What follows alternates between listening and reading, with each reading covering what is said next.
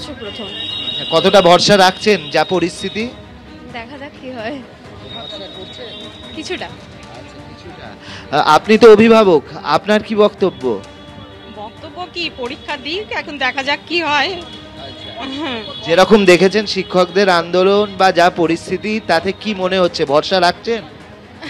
এটা তো পুরোপুরি ভরসা রাখছি বলতে পারবো না, পুরোপুরি আমি বলতে পারবো না যে আমি ভরসা রাখতে পারছি, কারণ আমার মেয়েও আগে পাশ করেছিল আপার প্রাইমারি, সে এখনও বসে আছে আর কি। তো আবার দিচ্ছে, নবম দশমটা তো দেয়নি আগে, এই ফার্স্ট টাইম দিচ্ছে। এখন বলতে পারছি না যে কি হবে, আমি বলতে পারবো না, কিন্তু দিতে ভরসা একদম, কিন্তু পরীক্ষাটা দিতে হবে, পরীক্ষাটা দিতে হবে। আমি রাধার ভরসায় এসেছি।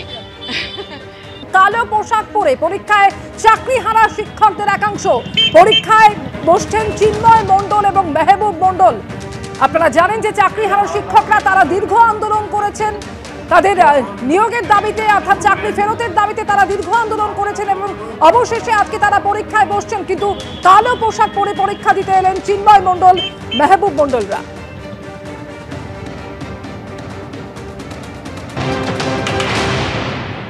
পুরোপুরি বিভীষিকাময়, কারণ আমরা যারা যোগ্য হয়েও আজকে পরীক্ষা দেব, আর পুরোপুরি নতুনদের সাথে একটা অসম লড়াই, এই লড়াইটা কোনোভাবেই মেনে নেওয়া যায় না। যারা নতুন নতুন আপার প্রাইমারিতে রিক্রুটেড হয়েছে বা যাদের আমরা কলিগস বলে থাকি, সো কল্ড, তারাই আমাদের মানে ইনভিজিলেটর হিসেবে কাজ করবেন, আর আমরা তাদের আন্ডারে আজকে পরীক্ষা দিতে বসবো। এটা সত্যি আমাদের কাছে খুবই হতাশার। একটা মেন্টাল মানে মোরাল বলে তো কিছু থাকে, সেই মোরালের দিক থেকে আমরা অনেকটা পিছিয়ে যাচ্ছি। মানে আমাদের মন কোনোভাবেই মেনে নিচ্ছে না এই বিষয়টা। 90 মিনিটের ভেতরে কতটা আমরা পারবো আমরা তো কেউ জানি না, তবে প্রিপারেশন সবাই নিজের মতো করে নিয়েছে।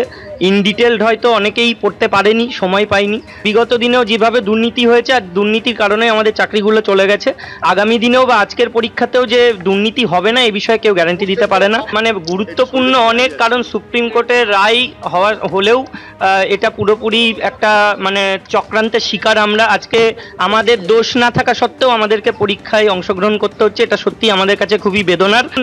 এই স্বচ্ছতা যদি বিগত দিনে থাকতো তাহলে আমাদের চাকরিগুলো যেত না। স্বচ্ছভাবে হোক, যারাই পাবে স্বচ্ছভাবে পাক, এবং যোগ্যদের কেউ যেন বঞ্চিত না হয়।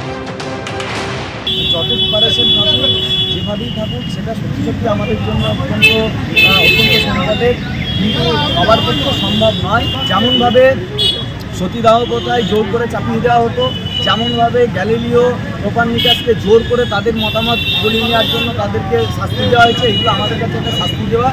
এই শাস্তি দেওয়া হচ্ছে, আমাদেরকে জোর করে চাপিয়ে দেওয়া হচ্ছে চিটায়। তার জন্য আমরা এই প্রতিটি কালো পোশাক পরেই আজকে